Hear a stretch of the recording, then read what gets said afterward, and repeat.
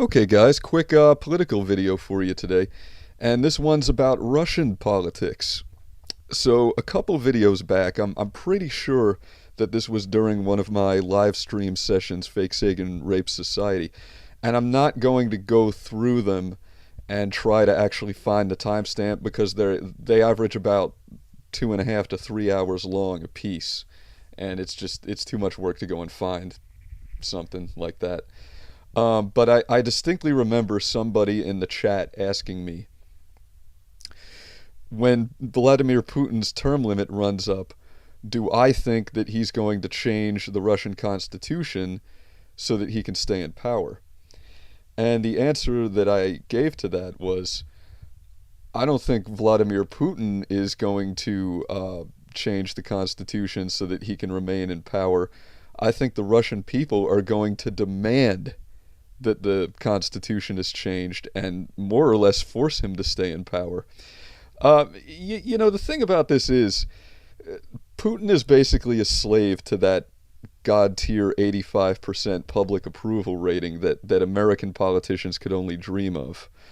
I think Trump is going to be a pretty good president. I think his approval rating is going to get higher than it is now. But no matter how good he is, he's probably never going to do better than 50%. And even that would be very optimistic, because that's just the way politics in the U.S. is. We've got the Republican thing that goes back and forth. And it's pretty much the case that at any given time, half of the country is pissed off. And that's just kind of always the way it is. But Russian politics doesn't work that way. Over there, a leader is either pretty much universally despised or universally loved. It's never like a half and half kind of a thing. Now,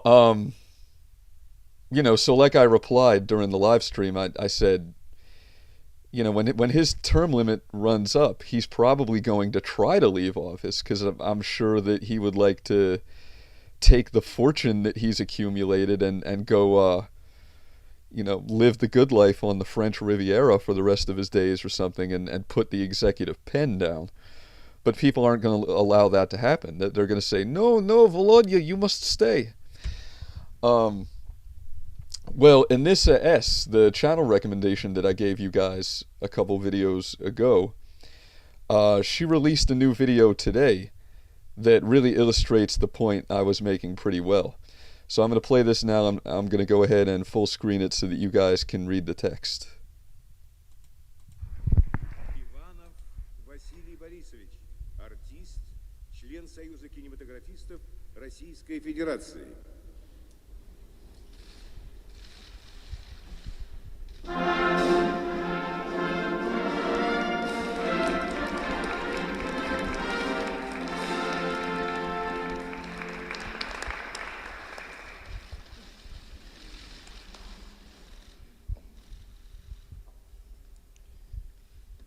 Дорогой Владимир Владимирович, дамы и господа, друзья, благодарю вас, Владимир Владимирович, за почетную награду.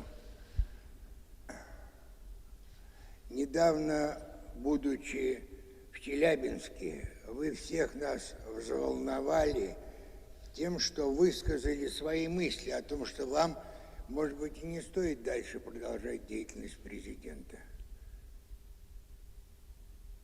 Знаете что, Владимир Владимирович, если вы когда-нибудь внимательно поднимете глаза к небу, то услышите голос «Даже и не думай».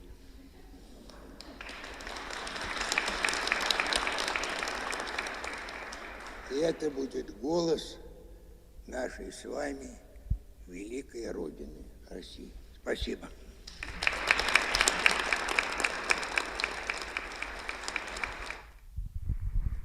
Okay, so there you have it with that.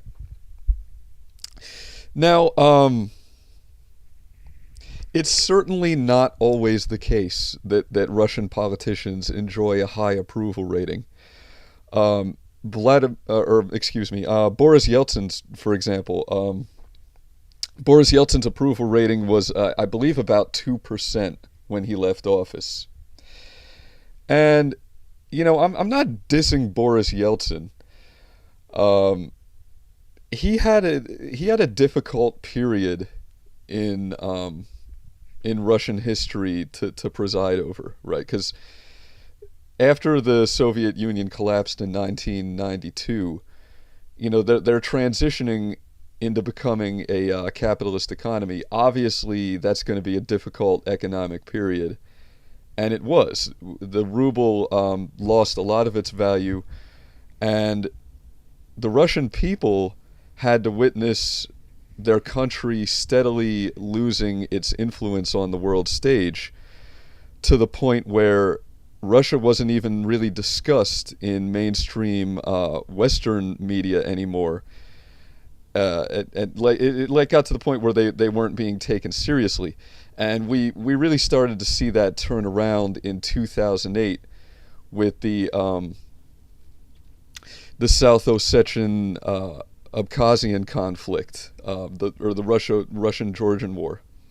That was where you started to see pundits in the U.S. media and the Western media starting to take Russia seriously again, and starting to say, okay, well, I guess Russia is still here. They're still a power player on the world stage, and of course, that boosts the morale of the country, and it gives them a cause for national self-esteem.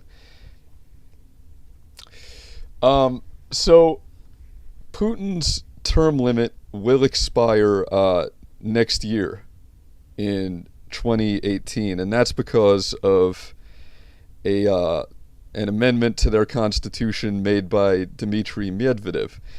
And I'm not saying that was a bad idea. It was definitely a good idea to have term limits.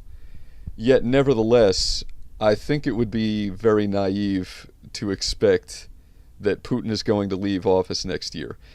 And it's simply for the reason that I said. The people are not going to let that happen.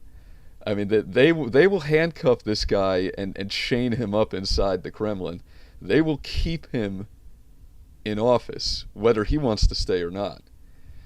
And the only way that he could change that, if he really wants to fucking retire from politics, then he's going to have to start instituting policies that are destructive to Russia's national interest. And in other words, he's going to have to start doing a shitty job. And I don't really see that happening. So I don't think he's going to leave. And of course, this is going to result in lots of accusations from the West that, oh, look, he's staying in office past his term limit. Oh, he's a dictator. Oh, he's Hugo Chavez, etc. and so forth. People are going to say that over here, but in Russia they're happy with him. So why is his approval rating so high? Why does he have this 85%? The reason is because Russia saw a tremendous economic recovery under Putin's presidency. And they also started to see themselves being taken seriously again as a power player on the world stage. And they saw Russian influence come back on the world stage.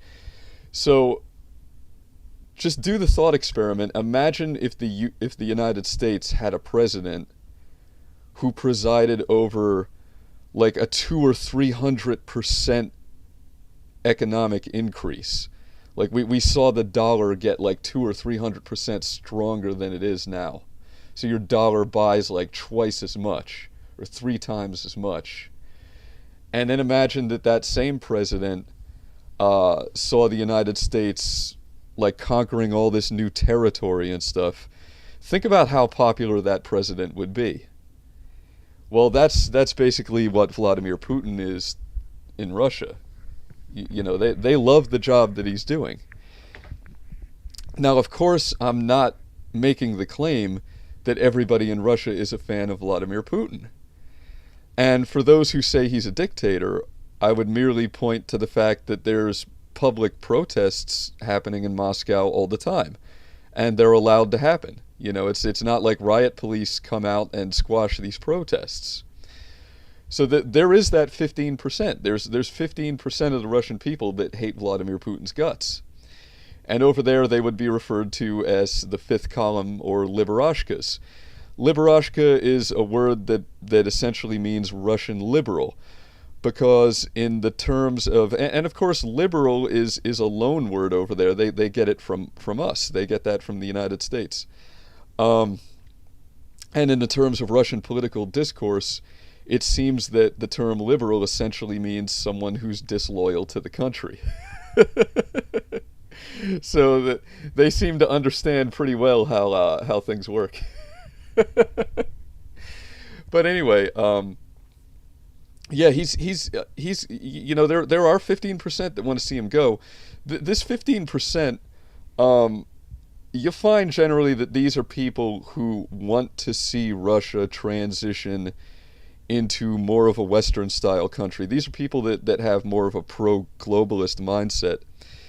And to them, I would say this, I would offer this advice. If you want to live in a more Western style country, either move to Western Europe or move to the United States, because we will gladly take you. You know, there's a place for you here. And indeed, a lot of them are doing this. You know, like a lot of Russian expats living in the United States are people that have bad things to say about Vladimir Putin. Well, that much should explain itself. You know, they left because they were unhappy. That's why people leave. You know, if you find somebody insulting the politics of their home country, that, you know, yeah, 9 times out of 10 they're going to be an expat. Obviously, the ones that left are the ones that were unhappy. But he does have that 85% approval rating. And to anybody who claims, oh, well, that 85% approval rating is Kremlin propaganda, and it isn't really 85%. Well, here's the evidence that I would offer to the contrary. After Russia annexed Crimea, these T-shirts became incredibly popular, where it's Vladimir Putin wearing a Hawaiian shirt on a postcard that says "Greetings from Crimea," and these were like a bestseller over there. People were buying them up, and they couldn't keep them on the shelves, and the vendors that were selling them made a fucking mint. And also, and I believe this was actually prior to the Crimean thing, so this was going on before that. But there is a distillery in Russia that released a brand of vodka called Putinka. That's what that says. It says it in Cyrillic right there. This is Putinka. It's Putin vodka. It's Putin branded vodka. And they also made a mint. They can't keep this stuff on the shelves. People are drinking the fuck out of it. Now, of course, you know, yeah, Russians love their vodka, but they have a million different brands to choose from. And this stuff is like a wildly popular bestseller over there. So, and by the way, anybody who tries to make some ridiculous claim like the Kremlin has secret police going around putting guns to people's heads saying, "You will buy T-shirt and you will drink Putinka vodka or we shoot you." Yeah, you know, shit like that is not going on. Nobody's forcing people to buy this stuff. If they were, believe me, there would be expats screaming about it. There would be Solzhenitsyns writing books about that shit. Nothing like that is going on. You know, people vote with their dollar just as much as they vote with a ballot. And the results speak for themselves. I mean, the fact that any product, any direct-to-consumer product in the Russian Federation that you brand with some kind of Putin theme, it's gonna be a bestseller. It's gonna sell off the fucking shelves. That kind of speaks for itself. So essentially, the point of this video and what I'm saying to my audience here is that when you call Putin a dictator and when you diss Putin, you're basically dissing the Russian people. You're basically insulting them because he is their guy. They love him over there. And I think the only way at this point that he's going to leave office is in a body bag. And when he eventually does die, they're probably going to have a big elaborate state funeral for him, and like spectators will be trampled by the crowd that's trying to push close and view the casket. And that's just the way it is. I mean, that's now again, like, you know, what I said about Boris Yeltsin, it's like, how much can you blame Yeltsin for his 2% approval rating? Because he was presiding over a very difficult period in Russian history, and they were going through the transition from being a member of the Soviet Union to you know, having a more Western style capitalist economy. Obviously, there's going to be growing pains associated with that. So how much can you really hold Yeltsin responsible? And I don't. I mean, I don't think Yeltsin was like the worst guy or anything, but he was not popular with the Russian people. And you know, so by the other side of that coin, it's like, you know, how much of the credit for the Russian economic recovery that Putin presided over, how much of that credit does he really deserve? How much of it is really based on his policies? Or is it just that, you know, this recovery was going to happen and he happened to be in the right place at the right time? Well, you know, we could argue about that forever, and I'm sure that people will. But regardless of that, you know, he was in the right place at the right time, and he's wildly popular in Russia. They love him over there, and more or less, I mean, when you diss Putin, you're dissing Russia, because he is their guy. So that is the point of this video. That's all the news that's fit to print, and keep it fake.